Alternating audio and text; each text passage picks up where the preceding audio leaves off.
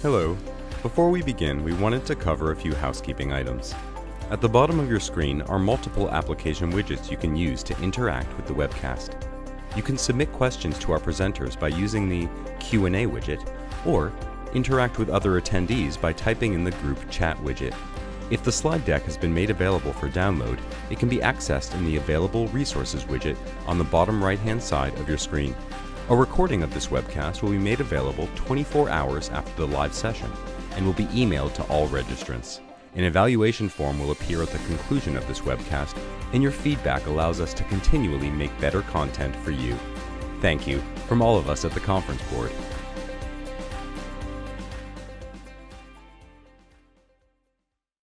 Hello and welcome to day 3 of our Building a More Civil and Just Society conference.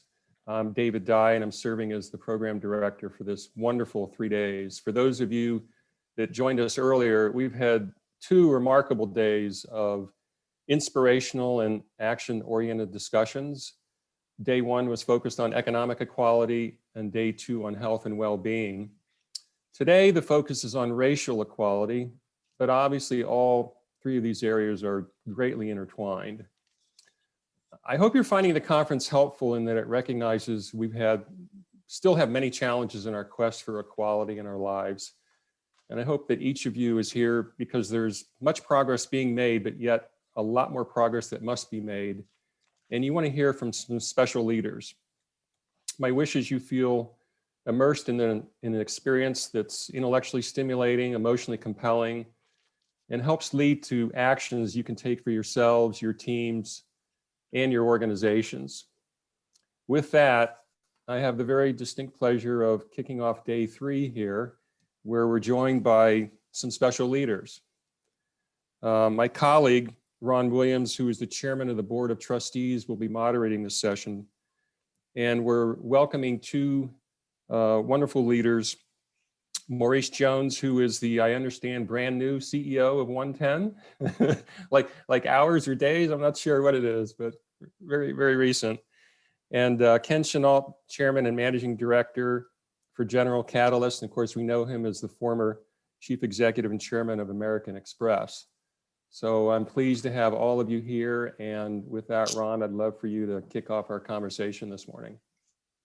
Well, thank you, David. Maurice, Ken, it's a pleasure to have you here this morning. When we think about economic inequality in the African-American community, it seems that economic inequality has widened over the past 20 years. How did we get here, and what should we be doing to address it? And maybe, Maurice, maybe you could give us your perspective on that. Well, nice to be with you, Ron, and Ken. Ken's my new boss, so I have to make sure I'm on my P's and Q's here with OneTen. Look, in terms of how did we get here, I would probably highlight 2 or 3 things that jump out at me. So if you look at what's going on, you've got massive wealth and health and opportunity gaps. And that's what the inequality, through my eyes, that's how I see it.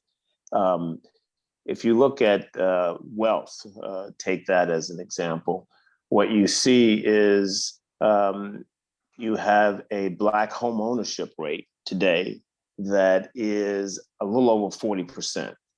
You have a white home ownership rate today that is a little over 70%. It's a 30% difference in home ownership. And home ownership and small business ownership are still 2 of the most impactful ways to build wealth in the country. We've gone in the wrong direction.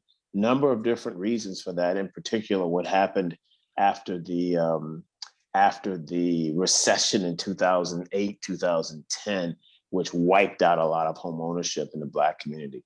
But one area in terms of how we address this is you got to address that intergenerational wealth building piece, right? And home ownership is one piece of that.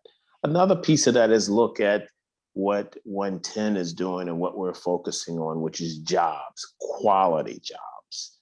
You know, as the country evolved in manufacturing jobs, left cities all across America, the people that were disproportionately harmed by that were Blacks and other folks of color who were working in these jobs, earning family sustaining wages. In most cases, were doing it without 4-year degrees. And when those left and we have moved to an economy that's more information-based and an economy that I think is more biased in favor of 4-year degrees when it comes to wealth, you had another massive impact on people of color, in particular African Americans.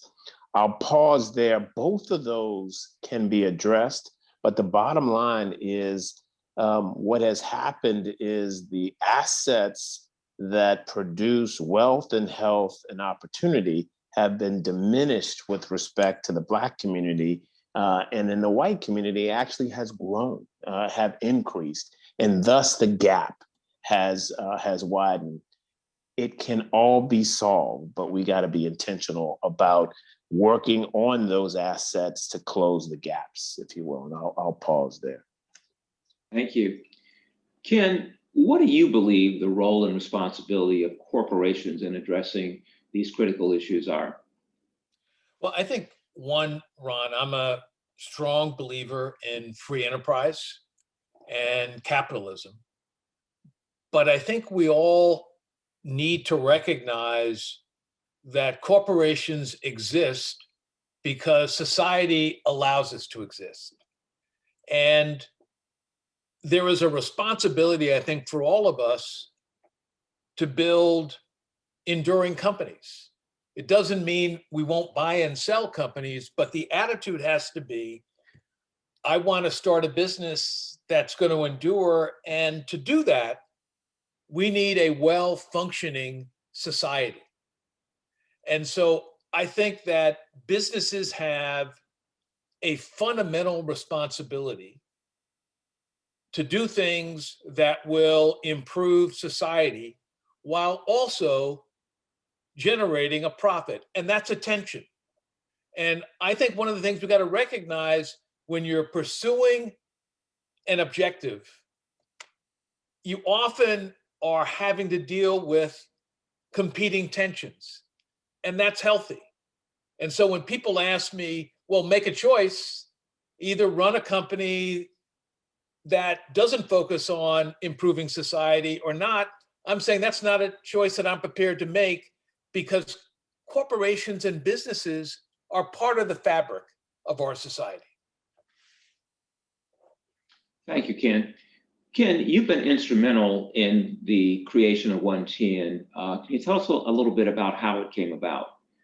So I think one of the things that's important, and Maurice has heard me say this, is we have very much a startup mentality. And so right now, the organization of OneTen, as far as full-time focus, is Maurice. And we think Maurice is terrific, but we're focused on building out the organization. But after the murder of George Floyd, the following day, Ken Frazier and I, the CEO of Merck, had a conversation about what could we do. And to the point that Maurice made, we said one of the things that private enterprise could do is, in fact, to create jobs and also to create a career track. And we said, what's the definition of systemic racism? It's doing the same thing and saying we're not making progress. And the reality is we need to be more innovative and transforming.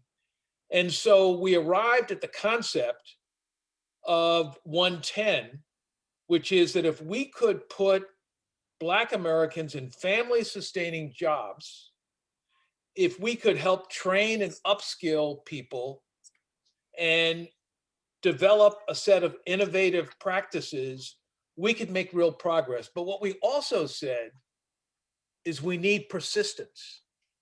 And that's why companies have to make a 10-year financial commitment and a 10-year commitment to jobs. And then the first priority, as you well know, Ron, is finding an outstanding leader. And that's who we have in Maurice Jones. We don't think there's any person, frankly, who is better suited to carry out the role of OneTen. Thanks, Ken. Maurice, Ken's told us a little bit about how OneTen has been created. Maybe you could tell us the vision for how it's different from other employment, workforce development, and diversity-driven programs. You know, it's a highly desirable goal, this notion of 1 million jobs that give people an opportunity to maintain and sustain a family. And I'd be interested in how this is going to differentiate itself in terms of other programs for Black Americans. Yep. First, I certainly want to thank Ken and colleagues for the vision behind OneTen.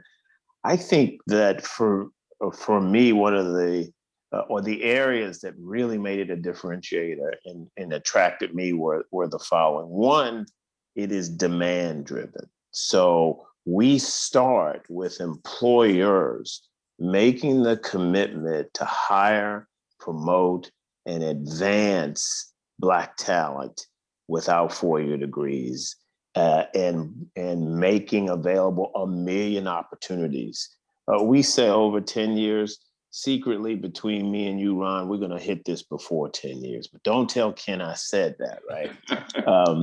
But that's the first thing, is it starts now with employers, and we've got a cohort already of greater than 40 Fortune 500 companies that have made this commitment publicly and have put money behind it. That's huge, because you're starting with demand. That sends a huge signal to the market of where we need to be in order to make this work when you've got that kind of aggregation of demand. Second piece of it is that this is more than being just about hiring and promoting. It's about changing practices that the companies engage in to make sure that those practices are more equitable, to make sure that those practices actually create the kind of environment that will make or enable Black talent without four-year degrees to thrive. So companies are committing to, for example, looking at where they have four-year degree requirements and asking the hard question, is this requirement related to the job after all? How do we move to a skills-based hiring, skills-based promoting, skills-based advancing paradigm? It has the potential of literally changing how corporations do business, hire and promote folks in the country. And then the other piece of it for me is what Ken alluded to, which is this is a long-term commitment. This is a 10-year commitment. These are ways in which this effort can be differentiated. Most workforce programs that you see actually start with the program first, and then you're in a tough position trying to match a program with where employers are. Here, we're going to start with demand. We're going to change corporate practices, and then we're going to align that and send a signal to the market, to talent developers. Here's where you need talent to be in order to be successful. So it's incredibly exciting, exciting journey, and I'm looking forward to it. Ron, if I could just jump in, I think one of the important things here that Maurice alluded to is the transformation that we hope to bring about in workforce recruitment, development, and upskilling, which will benefit everyone.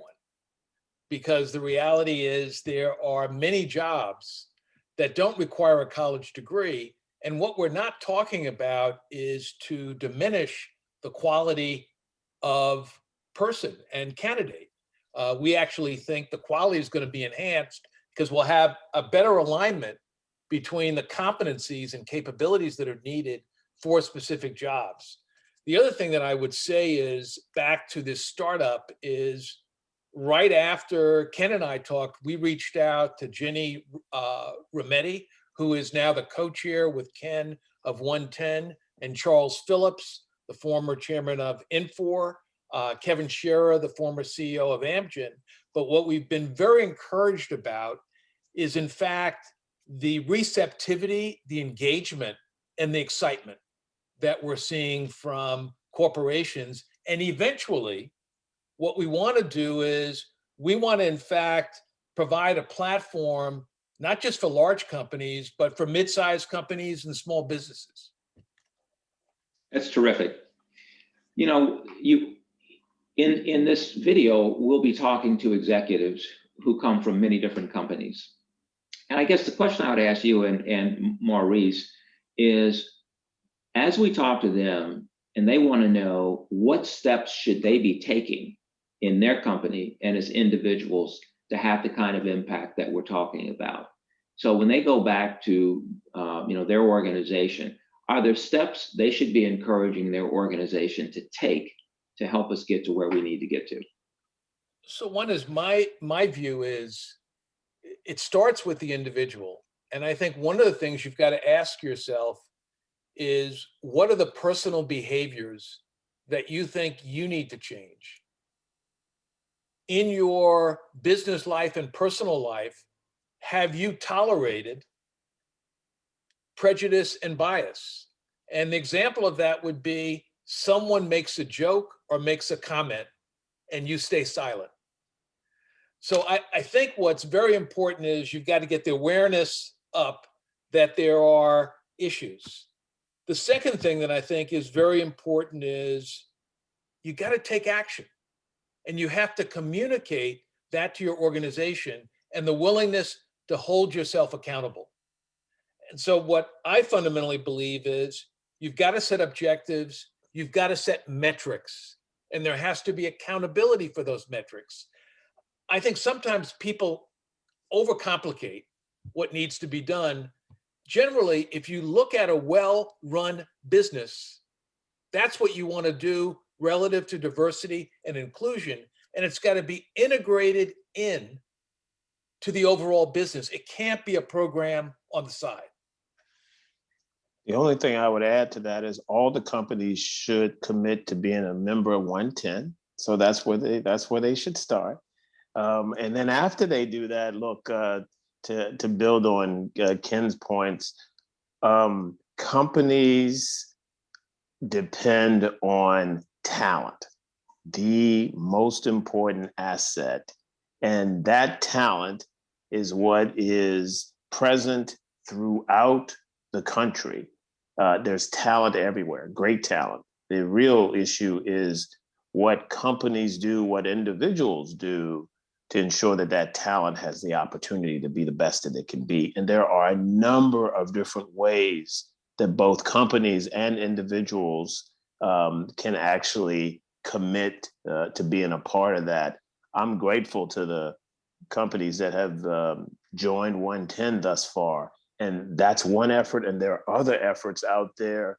There are companies that are vowing, for example, to take 2% of their revenues or 2% of their profits and invest it back in the community. There are companies that are committing to working with their supply chain to make sure that their supply chain also embraces the kinds of commitments to societal change.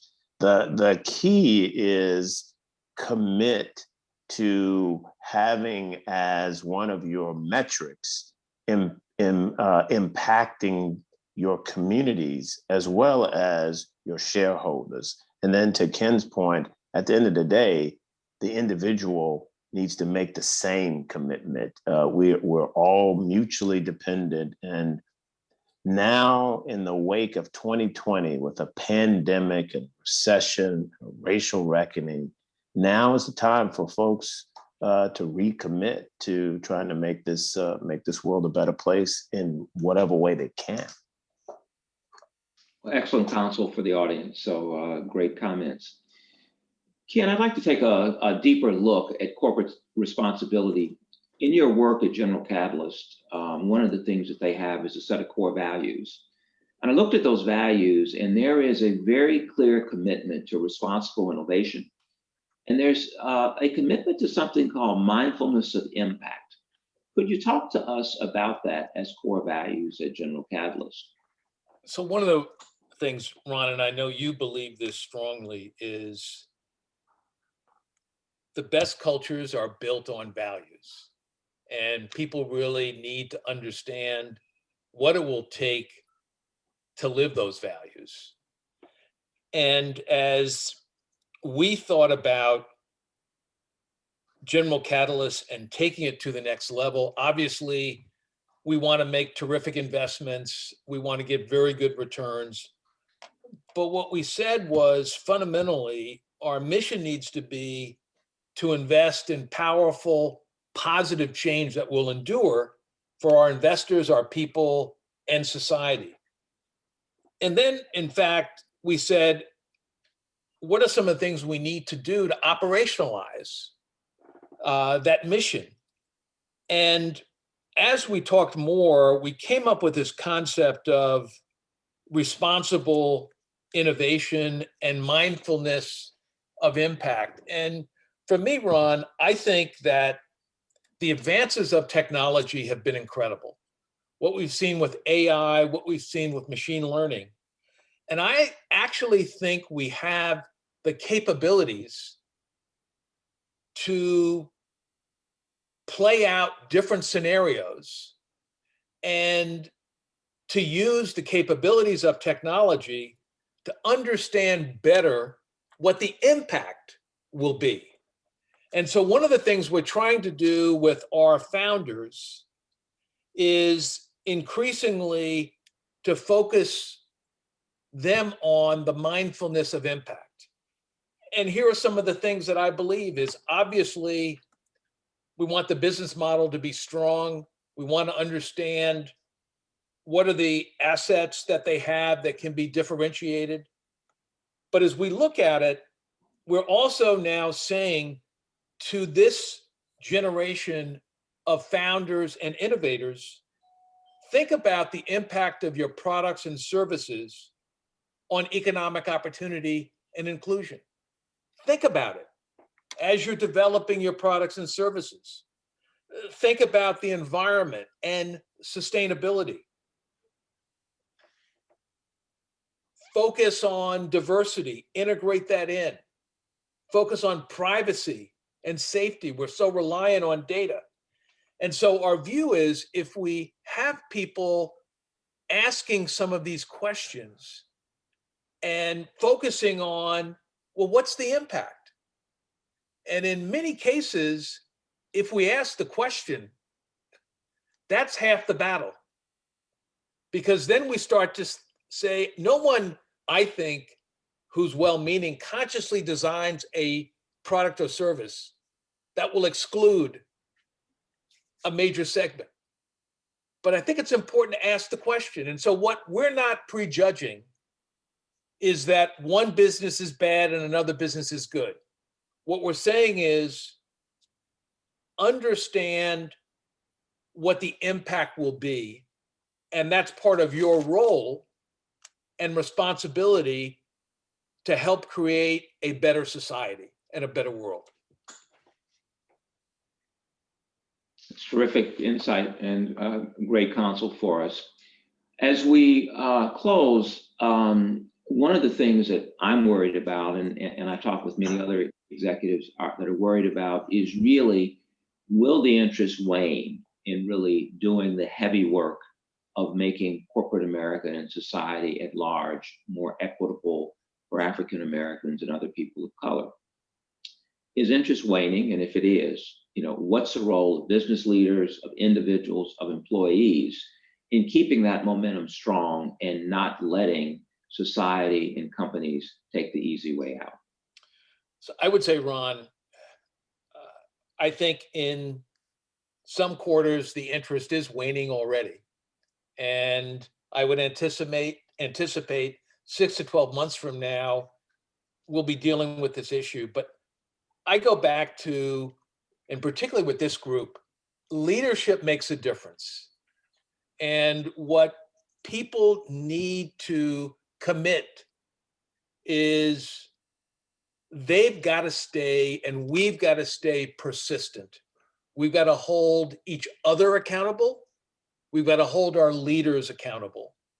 And I think that we can make a difference this time. And what we need to understand is we're running out of time. So the sense of urgency has to be very high. So I'm a naive optimist. I actually think interest is still in the growth stage. I've seen more interest from the corporate community, the philanthropic community, the public sector. When have you had a president of the US who's made it a priority to look at race throughout the federal government? It hasn't happened before, right? When have you had 40 some Fortune 500 companies come together and explicitly say, we're going to hire in advance 1 million Blacks in the next 10 years without 4-year degrees? The philanthropic community is looking at this. So I actually think that right now, the interest continues to grow. And here's my faith on this.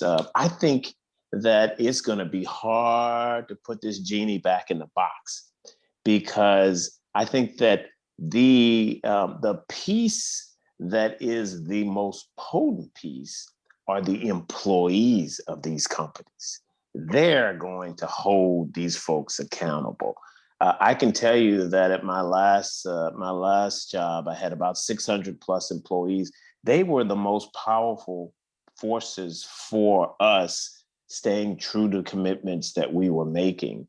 And so I think it's important that employees as well as leaders hold the enterprises that they are a part of accountable. Look at what's happening on college campuses now. Some people are worried about it. I think this is college students and other folks in a generation coming behind us saying, you know what? If you want to attract me, if you want to keep me, you've got to do more than pay me. We have to be good citizens of our communities. And so I'm naively optimistic that they're going to help us keep this period going longer than it is now. To the points being made, though, it inevitably wanes. And so we've got to maximize the season that we got to make advances. And so that's what I'm hoping to try to be a part of. Yeah, I would say very clearly, Ron, just building on what Maurice and I have said, and particularly to this group, look at yourself, within yourself. You can drive tremendous change, and don't wait for someone else to do it. You've got to do it. Well, I think those are really compelling messages. And Maurice, I see why you were selected to lead this organization. You bring great enthusiasm, and I love your optimism. And I know there are literally hundreds of thousands, if not of Black families out there counting on this initiative to transform their lives and give them the same kind of economic opportunity that others have. I also want to commend the conference board for taking a leadership position on this. You know, as a young executive, I watched the conference board play a really important leadership role in leading the integration of corporate America, of creating opportunities for women. And I think there's an opportunity for us to continue to be a catalyst to make certain that corporate America is truly reflective of the customers that it serves, and that it is truly recognizes that it's good business, it's good for them, it's good for society, and that they do operate with the permission of the society. And so I want to thank both of you for really participating. It's been a wonderful conversation, and I look forward to continuing it at some point in the future. Have a good day. Thank you so much. Nice to be with you all. Yes, thank you all. Ron, I couldn't agree with your comments more. Maurice and Ken, thank you so much for starting us out on our day here and giving us some inspiration on what OneTen is doing, some of the new ways of looking at the corporate roles of starting with demand and creating high quality jobs for 1 million Black Americans. We wish you all the best of success in this. Thank you for being with us today. And we're going to transition to, we're going to move to our next session with our attendees. So don't miss out on our next session, with Martin Whitaker, who is the CEO of Just Capital, and our moderator, Paul Washington, will be carrying on that conversation. We'll see you over there. Thank you very much. Thank you. Thank you. Thanks. Stay well.